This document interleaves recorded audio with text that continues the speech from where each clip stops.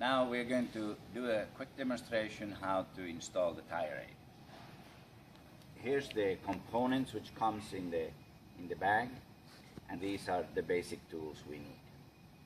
So the first thing we do, here's the main unit, and we put the bracket on. It has two Allen wrench screws with a washer. Put them on.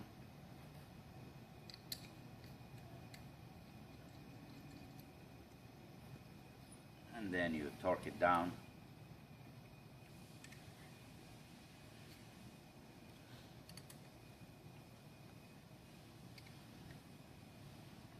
There. Then the step is you take the hoses. Now, one hose has 180 degree, that's for the outer wheel, and one is straight, and that's for the inner wheel. So just to see how it will fit, we put them loosely onto the unit. The reason is that the hoses are a standard length. We need to a little bit to make sure that it fits properly. So you look at the outer, and there's the inner, and you can look at the different positions, and I think this is where we are going to choose. So we're going to put it under these two nuts.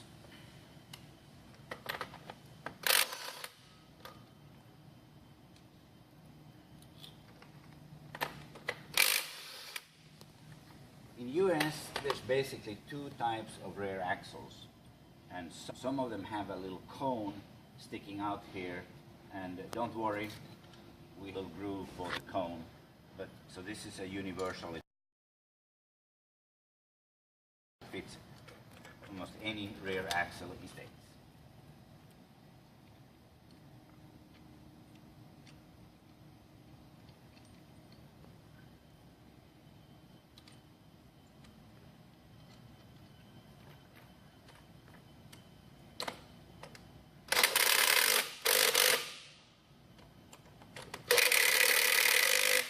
So now the unit itself is in place. The next thing we do, we're going to have to connect the hoses to the valve stems. We use a little safety valve between the valve stem and the hose itself, because if the hose would get damaged, it lets the air out very slowly and in at normal speed, and also it supports the valve stem itself. The valve stem wall thickness is very thin, so when you put the hose on, it's under more stress than it was designed for, so we have a little bit support for that wall thickness. Now, when I do the inner wheel, I normally tighten this up already. Now, there's also many different type of rims. Some rims you can't get your hand in between.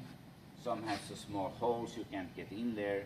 So you can't get your hand in between, and you have the hole so small that you can't get in there with a tool.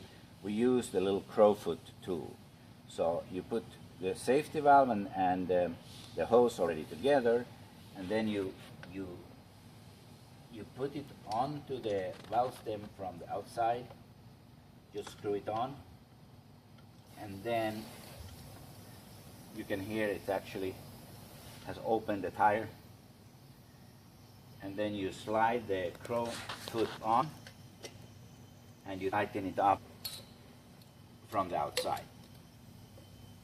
There. Now it's done. Then you attach it to the main unit. And before you tighten it up, you route the hose. See, you don't want the hose to touch the opening in the rim or necessarily scratch the rims. So you will tires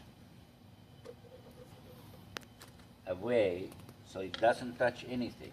This looks very good, and now you tighten it at the main unit. Now this hose will be in this all the time.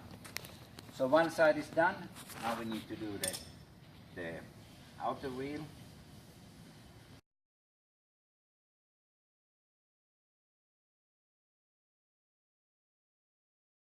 Okay, so now we're going to do the outside of the door. We do the same again. We start with putting on the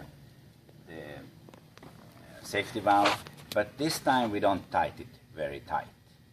We just leave it on there. It's a little bit easier to align when it's up here than later. And then we go and we put it on the valve stem. If it's very tight room, you do everything from the outside, but it's easier for the video if I go between the wheels. And now that's on, and we just have to tighten it up. So we start by tightening the safety valve.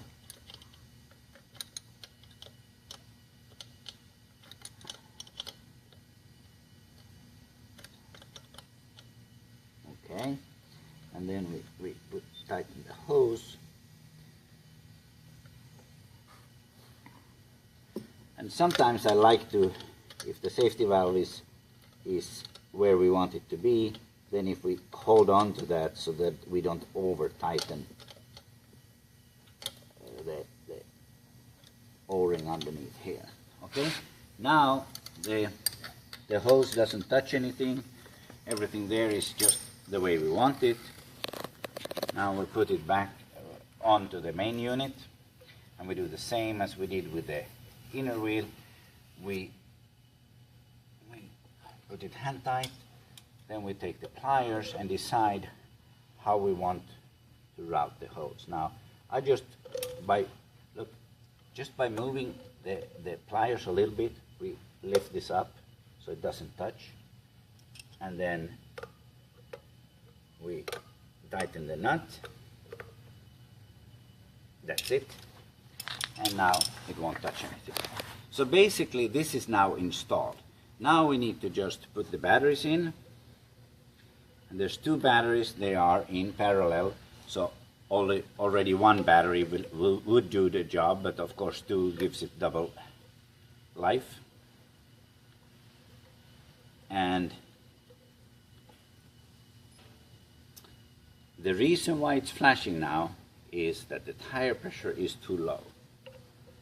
So we would have to add tire pressure to get the flashing to start. And then when they don't flash, this is a test button, and you push that and it starts flashing.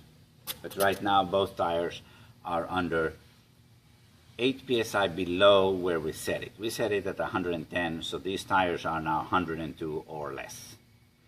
You air it up from the nipple here. You should always air from both sides.